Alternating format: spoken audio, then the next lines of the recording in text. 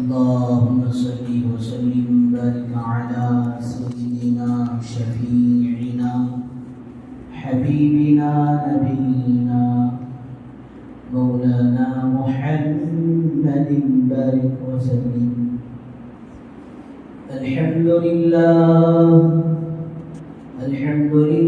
نحمده ونستعينه ونستغفره ونؤمن به ونتوكل عليه ونعوذ بالله من شرور أنفسنا ومن سيئات أعمالنا.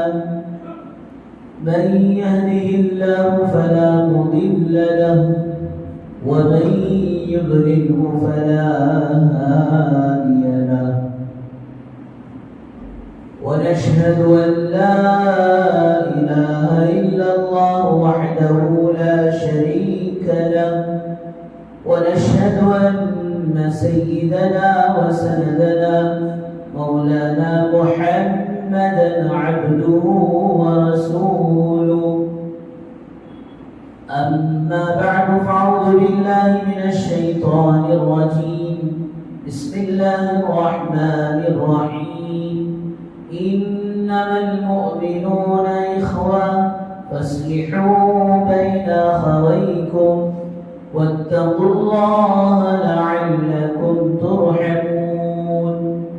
وقال رسول الله صلى الله عليه وسلم: خير الناس من ينفع الناس، أو كما قال عليه الصلاة والسلام: رب اشرح لي صدري ويسر لي أمري واحلل عقدة من لساني يفقهوا قولي.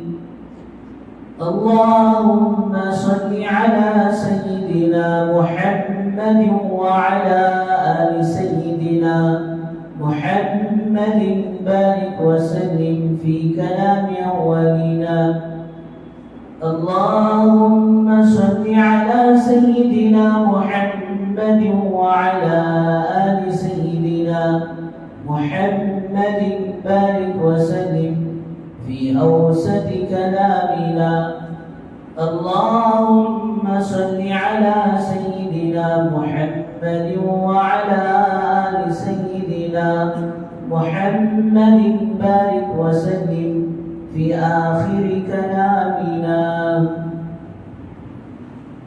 बुजुर्गान मोहतरम व मुअज़्ज़ज़ सामीन किराम, अल्लाह जल्ले जलालहू अम्मा नवालहू का बेपनाह फज़ल व करम हुआ कि अल्लाह तबारक व तआला ने हम सबको अपने घर तक आने की तौफीक नसीब फरमाई और कुछ दीन की बातें कहने और सुनने की तौफीक व सआदत नसीब फरमाई।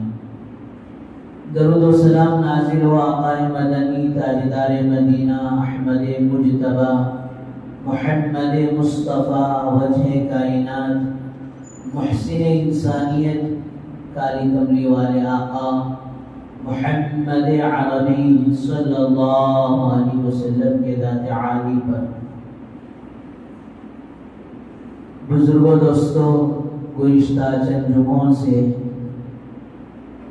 हुकूक़ुल इबाद, एक मुसलमान का दूसरे मुसलमान पर क्या हक़ है, ये चंद बातें सामने आती रही हैं।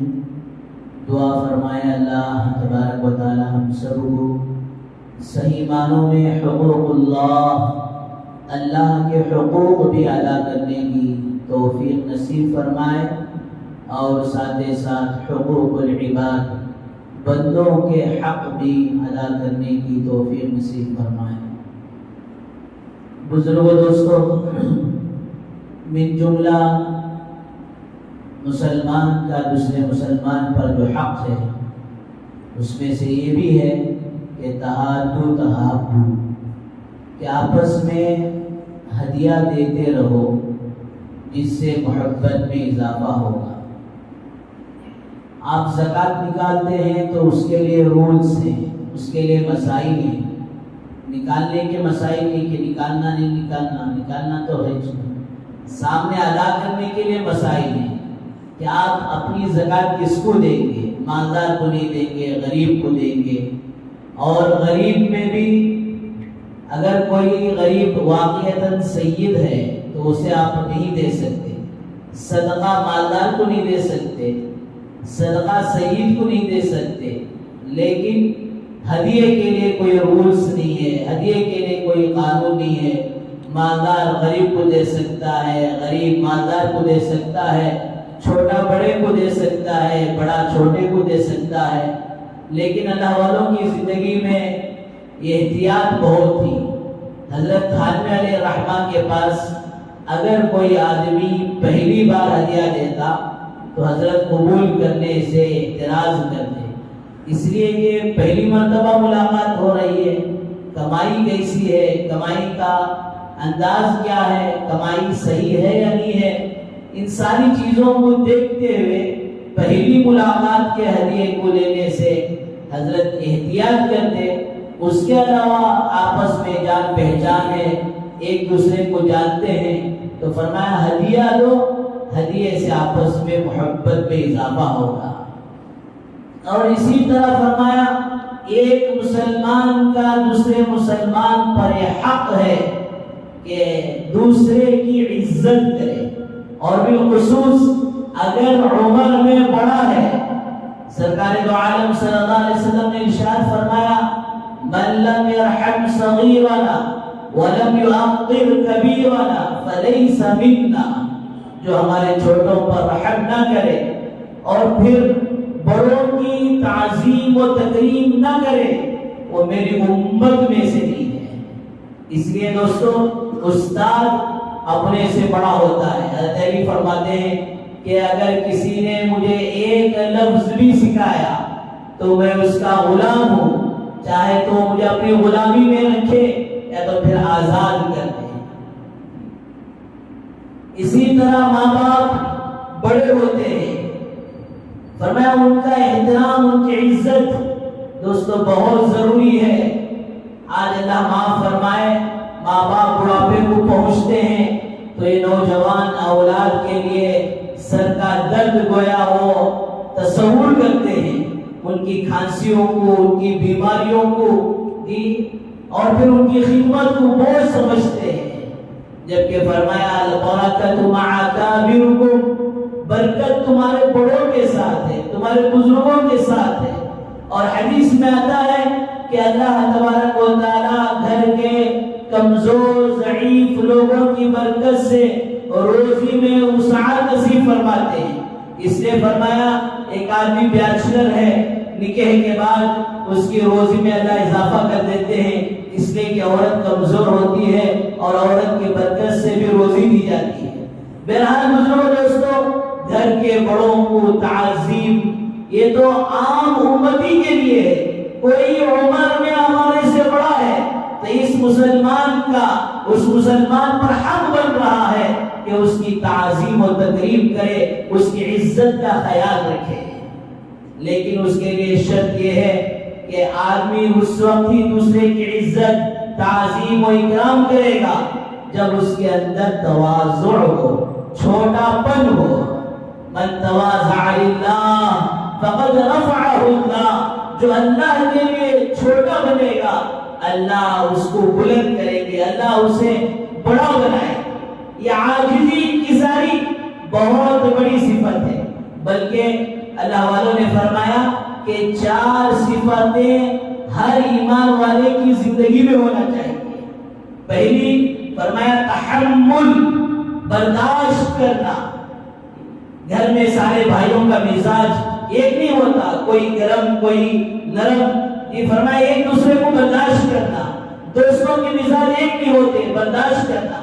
اس کے حدیث میں آتا ہے کہ اللہ نے جس آدمی کو ذکر کرنے والی زبان دے دی کہ ہمیشہ وہ الحمدللہ الحمدللہ اللہ کی ہر نعمت پر شکر گزار ہے.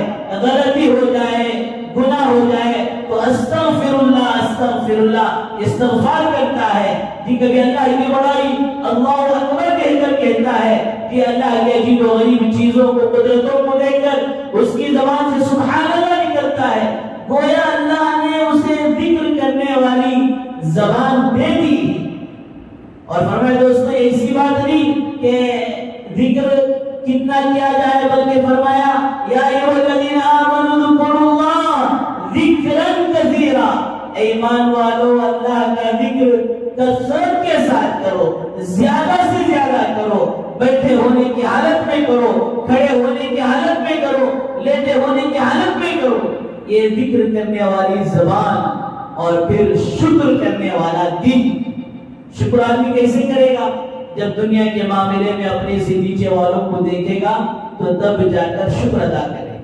حضرت عبداللہ بن مبارک رحمۃ اللہ علیہ کے متعلق آتا ہے کہ ایک زمانہ وہ جب اللہ نے ابھی کی توفیق نہیں دی تھی توبہ کی, تو بیٹھنا اٹھنا مالداروں کے پاس ہوتا تھا. جب بھی کسی صاحب مال کے پاس جاتا تو دیکھتا کہ جو ہے اس کی سواری یعنی اس زمانے کی سواری گھوڑا, اس کا گھوڑا میرے گھوڑے سے زیادہ بہتر ہوتا تو دل پریشان ہوتا. کسی کا باغ میرے باغ سے اچھا ہوتا تو پھر دل پریشان ہوتا. لیکن اللہ نے جب توبہ کی توفیق دی, واقعہ لمبا ہے کہ ایک مرتبہ باغ میں دوستوں کے ساتھ یاروں کے ساتھ شراب کے ساتھ اور جو میوزک بجانے کا آلہ ہوتا ہے اس کے ساتھ بیٹھے ہوئے ہیں. اچانک میوزک بجا رہے ہیں تو اس میں سے آواز آ رہی ہے أَلَمْ يَأْنِ لِلَّذِينَ آمَنُوا أَن تَخْشَعَ قُلُوبُهُمْ لِذِكْرِ اللَّهِ. کیا ابھی ایمان والوں کے لیے وقت نہیں آیا کہ اللہ کے ڈر سے ان کے دل نرم پڑ جائے, اللہ کے ڈر سے ان کے دل پیس جائے. اللہ معاف فرمائے. دوستو یہ وبائیں آ کر ہمیں بھی دستک دیتی ہیں کہ سنبھلو ہوشیار ہو جاؤ, اللہ کے عذاب میں آ کر کہیں اللہ کے گرفت میں اللہ کی پکڑ میں نہ آ جاؤ. اس لیے دوستو قرآن کہتا ہے فَكُلًّا أَخَذْنَا بِذَنبِهِ فَمِنْهُمْ مَنْ أَرْسَلْنَا عَلَيْهِ حَاصِبًا وَمِنْهُمْ مَنْ أَخَذَتْهُ الصَّيْحَةُ وَمِنْهُمْ مَنْ أَغْرَقْنَا. کہ ہم نے تم سے پہلے جتنے لوگوں کو پکڑا اور اپنے عذاب میں لپیٹا اور عذاب میں مبتلا کیا, کوئی اور وجہ نہیں تھی, ان کے اپنے گناہوں کی کرتوت تھے, ان کی گناہوں کی وجہ سے پکڑا. قوم سمود, قوم عاد, قوم سمود تو کہتی بلو اشد منا قوہ, ارے ہم سے بھی بڑا کوئی طاقتور ہے. وہ کہتے دیکھو ہمارے بنگلے ہمارے محلات اتنے زبردست ہیں, پتھروں کو تراش کر بلکہ پہاڑوں کو وَكَانُوا يَنْحِتُونَ مِنَ الْجِبَالِ بُيُوتًا, پہاڑوں کو تراش کر گھر بناتے اور یہ سمجھتے کہ یہاں موت کو آنے کے لیے کوئی راستہ بھی نہیں ہے. لیکن دوستو اللہ کہتے ہیں کہ ان کی طغیانی پر, ان کی سرکشی پر, ان کی نافرمانی پر ہم نے پکڑا. کبھی ایک چیخ نے ان کا کام نمٹا دیا اور کبھی پانی نے ان کا کام نمٹا دیا. تو بزرگوں دوستو گناہوں سے بچنا, اللہ کی طرف رجوع کرنا. حضرت عبداللہ بن مبارک رحمۃ اللہ علیہ دوبارہ اس سبق کو بھی جانے جا رہے ہیں, پھر بھی وہی آواز آ رہی ہے تو فوراً زبان سے نکلا بلا یا رب قدان, بلا یا رب قدان. اے اللہ سرکشی اور نافرمانی کی تو زندگی گزر گئی, اب وقت آ گیا ہے. بہرحال توبہ کیے, اس کے بعد زندگی بدل گئی اور بہت بڑے اولیاء اللہ کا شمار ہونے لگا. وہی حضرت عبداللہ بن مبارک رحمۃ اللہ علیہ کہتے ہیں توبہ کی توفیق ہونے کے بعد اب مالداروں کے پاس نہیں غریبوں کے پاس جانا شروع کیا. تب میں دیکھتا تو ان کی جھوپڑی ہے, اللہ نے مجھے گھر دیا ہے, اللہ نے مجھے سواری دی ہے, اس بیچارے کے پاس سواری نہیں, تو اس وقت جا کر میں اللہ کی نعمتوں پر شکر ادا کرتا.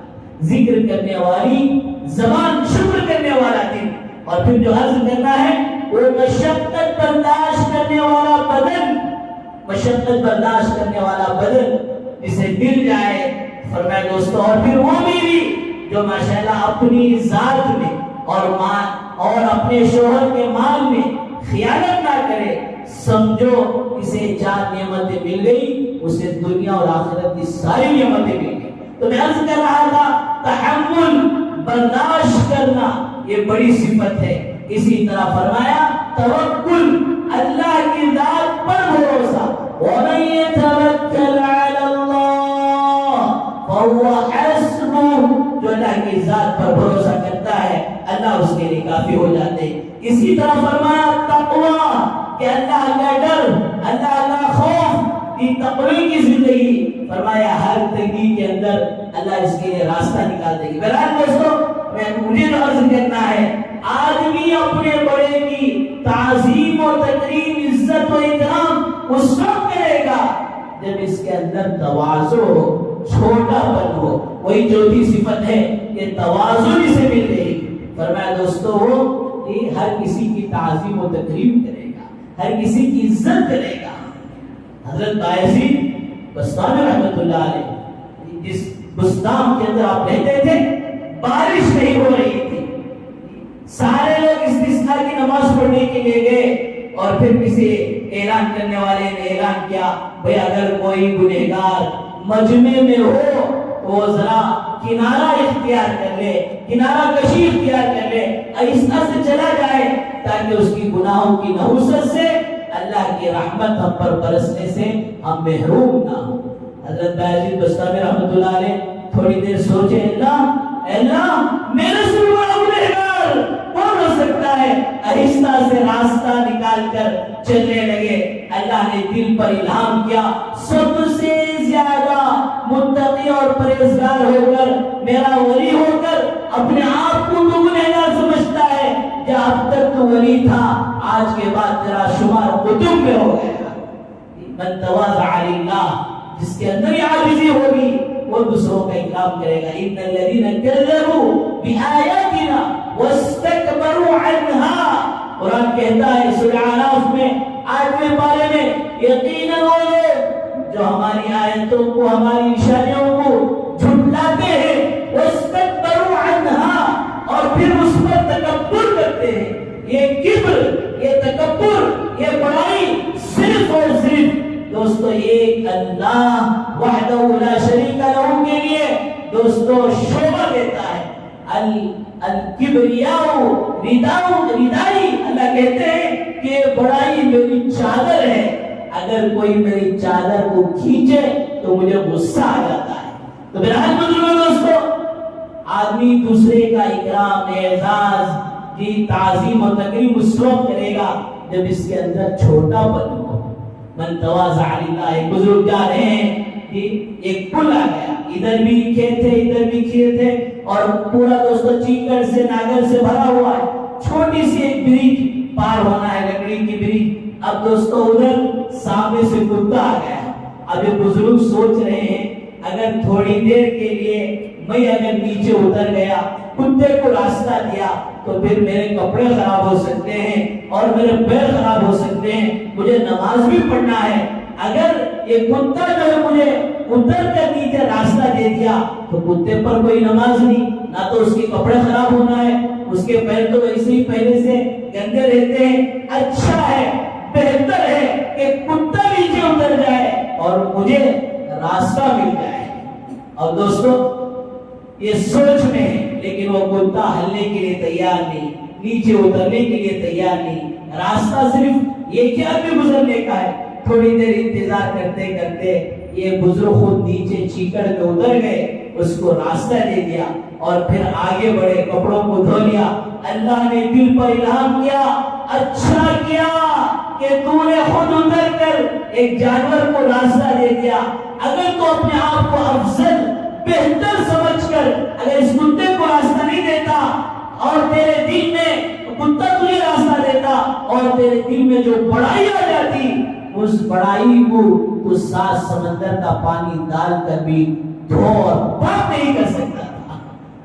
اس لیے فرمایا کہ ایک مسلمان کا دوسرے مسلمان پر حق ہے کہ فرمایا دوستو اس کے لیے دوسروں کے لیے اس کے دل میں اکرام ہو، دوسروں کو نفع پہنچانا فرمایا اس کے دل کا جذبہ بن جائے. اس کے حدیث میں آتا ہے خیر الناس من ينفع الناس، کہ لوگوں میں سب سے بہتر وہ ہے جو دوسروں کو دوستو نفع پہنچائے.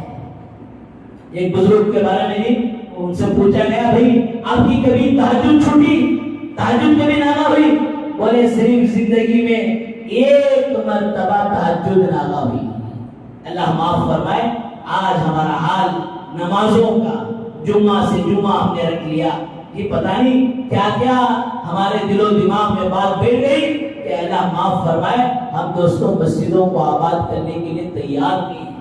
اللہ تعالیٰ اس چیز سے ہماری حفاظت فرمائے کہ ابھی کل کی تازہ خبر ہے، 2 کیس جو نئی وبا چل رہی ہے اس کے بنگلور میں پائے جا رہے ہیں۔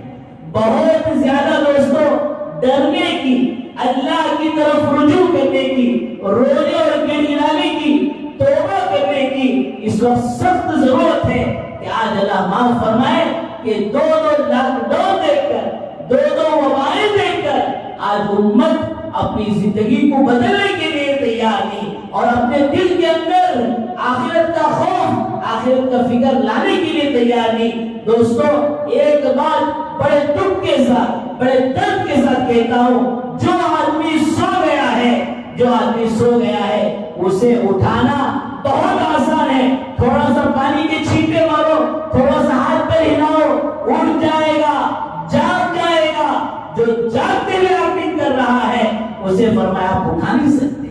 آج وہی حال ہے، کس کو معلوم نہیں 5 وقت نماز ہم پر فرض ہے، اور یہ جو کچھ آ رہا ہے، جو کچھ بھی دنیا کی کرتوتیں کیوں نہ ہو، ان کی بناوٹیں کیوں نہ ہو، اللہ کا عذاب بھی نہ ہو۔ اللہ کے نبی صلی اللہ علیہ وسلم قوم سمود کی طرف ان کے شام سے گزر رہے اور اللہ نے قرآن مجید میں فرما دیا، اے میرے محبوب آپ حیات رہیں، آپ ان کے درمیان میں رہیں، یہ جتنا بھی عذاب کا مطالبہ کریں آپ کی موجودگی میں عذاب نہیں دوں گا۔ اس کے باوجود دوستو اللہ کے نبی صلی اللہ علیہ وسلم صحابہ سے کہہ رہے ہیں یہ ظالموں کی بستی ہے، یہاں اللہ کا عذاب آیا ہے، یہاں جلدی سے گزر جاؤ۔ آپ کو پورا اطمینان دلانے کے بعد آپ اللہ کے عذاب سے ڈر رہے ہیں، اور دوستو ہم سب کچھ دیکھنے کے باوجود بھی جیسے تھے ویسے ہیں۔ اللہ حفاظت فرمائے۔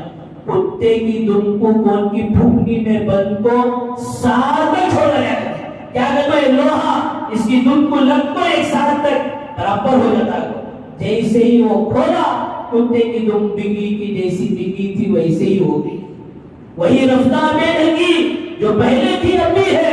اس بزرگ سے پوچھا جا رہا ہے کہ بھائی آپ کی تہجد کب مس ہوئی؟ کہتے ہیں کہ ایک مرتبہ ناغا ہوئی۔ کب؟ کہ میں سویا ہوا تھا، میرے پیروں کے سامنے اور ایک مسلمان سویا ہوا تھا، میں اٹھتے اٹھتے اس لیے رہ گیا کہ میرے اٹھنے سے اس بندے کی نیند میں خلل نہ ہو۔ ایسا کہ تو فجر کو اٹھتے اٹھتے بیڈ شیٹ میری تھی تھوڑا کھینچا بیگم اٹھ جائے گی، اٹھانا نہیں، فرائض میں گنجائش نہیں، تہجد نفل تھی، اس لیے انہوں نے اٹھتے اٹھتے اس لیے رہ گئے، اپنی تہجد بھی اس لیے چھوڑ دی تاکہ سامنے والے کو تکلیف نہ ہو۔ یہ مسلمان کا مزاج ہوتا ہے کہ سب کچھ وہ سہ لیتا ہے لیکن دوسروں کو تکلیف پہنچے، یہ مسلمان کا مزاج نہیں ہے۔ بہرحال بزرگوں دوستوں، مسلمان کے حقوق میں سے حق ہے کہ اسے نفع پہنچایا جائے، اس کا اکرام کرے۔ اسی طرح فرمایا، گزشتہ جمعہ تو بات آ گئی تھی کہ سلام کا جواب دینا، سلام کرنا یہ مسلمان کا حق ہے۔ بیمار ہو جائے تو عادت کر، اور اسی طرح فرمایا کہ اگر کوئی انتقال کر جائے تو اس کے جنازے میں چلنا۔ حدیث میں آتا ہے کہ جو جنازے کی نماز میں شریک ہوتا ہے اسے 1 قیراط ثواب ملتا ہے، اور پھر جو جنازے کے ساتھ قبرستان تک چلتا ہے اسے 2 قیراط کا ثواب ملتا ہے، اور پھر تدفین ہونے تک جب رہتا ہے تو اسے 3 قیراط کا ثواب ملتا ہے۔ 1 قیراط اس کی مثال دی گئی حدیث مبارکہ میں احد پہاڑ کے برابر دنیاوی اعتبار سے ہے، اور آخرت کے اعتبار سے وہ کتنا ہوگا اللہ بہتر جانتے ہیں۔ اسی طرح مسلمان کا ایک حق یہ بھی ہے کہ اگر اسے چھینک آئے تو جواب میں جب وہ الحمدللہ کہے تو یرحمک اللہ کہے، یہ مسلمان کا حق ہے۔ اور اسی طرح مسلمان کا یہ بھی حق ہے کہ مسلمان دعوت دے تو قبول کرے، یہ حق ادا کرنے ماشاءاللہ ہم سب تیار ہیں۔ فرمایا دوستو دعوت قبول کرنا سنت اگرچہ کہ کوئی غریب ہی دعوت کیوں نہ دے. آپ نے سنا ہوگا ان روایتوں کو کہ کدو کھانا سنت ہے. اس کے بہت سارے فائدے ہیں, اتنے فائدے ہیں جس نے لکھا فوائد کو اس کے ہاتھ کاٹ دیے گئے ہیں. یہ سنت کب جو ہے واقع ہوئی؟ فرمایا کہ اللہ کے نبی صلی اللہ علیہ وسلم کو یہ غریب صحابی دعوت دی اور آپ اس دعوت میں شرکت کیے. اب وہاں جانے کے بعد یہ کدو کا سالن ہے اور روٹی ہے, اور اللہ کے نبی صلی اللہ علیہ وسلم اس سالن کے برتن میں کدو کو تلاش کر کر کر کر کر کر آپ نے نکال کر کدو کو نوش فرمایا, اور فرمایا کہ اس وقت سنت پڑی اس وجہ سے تھا کہ میرا غریب صحابی کہیں دل چھوٹا نہ کرے, کہیں اس کا دل نہ دکھے کہ میں نے معمولی دعوت کی, بلکہ اللہ کے نبی یہ اپنے عمل سے بتانا چاہ رہے تھے کہ آپ کی جو کدو کی دعوت ہے معمولی دعوت نہیں ہے, اس لیے میں بڑے شوق سے تلاش کر کر اسے نکال نکال کر کھا رہا ہوں. لیکن دوستو شرط یہ ہے کہ کھلانے والے کا جو مال ہے اس مال کو بھی دیکھا جائے. غالباً حضرت بایزید بستامی رحمۃ اللہ علیہ کو ایک نوجوان نے دعوت دی, دعوت کا وقت طے ہوا اور پھر بیچارہ انتظار میں رہا. ظہر کا وقت چلا گیا, عصر کا وقت چلا گیا, سوچتا رہا حضرت بزی ہوں گے, آئیں گے. عشاء کے وقت تک جب نہیں آئے تو وہ حضرت کے گھر گیا اور جا کر کہا حضرت میں آپ کی دعوت کی تھی اور میں ظہر سے انتظار میں ہوں اور آپ دعوت قبول نہیں کی ہے اور میرے گھر تک نہیں آئے. تو حضرت نے کہا بیٹا آیا تھا ضرور تھا, آیا تو ضرور تھا, گھر کے قریب بھی پہنچ گیا تھا, میں تجھے دیکھ رہا تھا, تیری نظر مجھے نہیں پڑی. اس وقت تو نے قبلے کی طرف تھوک دیا تو میں وہی رک گیا. جس نوجوان کو قبلے کی طرف تھوکنے کا مسئلہ معلوم نہ ہو اسے حلال اور حرام کا کیا مسئلہ معلوم ہوگا, اس ڈر سے میں واپس ہو گیا. فرمایا کہ دوستو دعوت قبول کرنا سنت, لیکن اس کا مطلب یہ نہیں کہ جیسے بھی ہو, جہاں بھی ہو اور جس کی بھی ہو, لیکن فرمایا کہ سامنے والے کا خیال رکھ کر کہ اس کی آمدنی حلال اور پاک ہو. حضرت منع شاہ رحمۃ اللہ علیہ دیوبند کے اندر ایک ایسے بزرگ گزرے ہیں کہ چارہ کاٹتے تھے اور پھر سال میں ایک مرتبہ دیوبند کے بڑے بڑے اساتذہ کی اللہ والوں کی دعوت کرتے تھے, اور پھر اس دعوت میں اتنی خیر و برکت ہوتی تھی, اتنی نورانیت ہوتی تھی کہ بریانی نہیں تھا, کباب نہیں تھا, یہ وہ بلا بدتر جس طرح آج ایگزیبیشن دعوتوں میں لگنے لگا ہے. روٹی اور دال کھانے کے لیے وہ اساتذہ سال بھر انتظار. اتنی پاکیزہ اور حلال کمائی تھی کہ وہ جو گھاس کاٹ کر بیچتے تھے 2 روپے اس کی قیمت تھی. جتنی بھی تنگی ہو تب بھی 2 روپے, آسانی ہو تب بھی 2 روپے, ہول سیل بھی 2 روپے, ریٹیل بھی 2 روپے. فرمایا دوستو حلال اور پاکیزہ روزی اتنی مزیدار ہوتی تھی. دیوبند جیسے مدرسے کے اساتذہ سال میں ایک مرتبہ ان کی دعوت کا انتظار کرتے. اور آخری حق یہ ہے کہ دوستو اپنے لیے جو چاہیں وہ اپنے مسلمان بھائی کے لیے بھی چاہیں. ہم یہ نہیں چاہتے کہ کوئی ہماری بے عزتی کرے تو ہم بھی یہ چاہیں کہ ہم کسی کی بے عزتی نہ کریں. کوئی ہمیں نقصان پہنچائے ہم نہیں چاہتے تو ہم بھی یہ چاہیں کہ کسی کے ساتھ نقصان کا معاملہ نہ کرے. بلکہ دوستو مسلمان تو وہ ہے کہ اس کے اڑوس پڑوس کو, اس کے محلے والوں کو, اس کے گھر والوں کو, اس کے خاندان کو یہ سیر کی طرف ہاتھ لگ جائے. کسی سے بھی نقصان ہو سکتا ہے لیکن اس بندے سے, اس آدمی سے نقصان ہرگز نہیں پہنچ سکتا. اتنے ہمارے اخلاق عمدہ ہو جائے. اللہ تعالیٰ سے دعا کریں اللہ تبارک و تعالیٰ ہم سب کو صحیح معنوں میں حقوق اللہ کو بھی ادا کرنے کی توفیق نصیب فرمائے. حقوق العباد کو بالخصوص مسلمانوں کے جو حقوق ہیں اسے بھی ادا کرنے کی توفیق و سعادت نصیب فرمائے.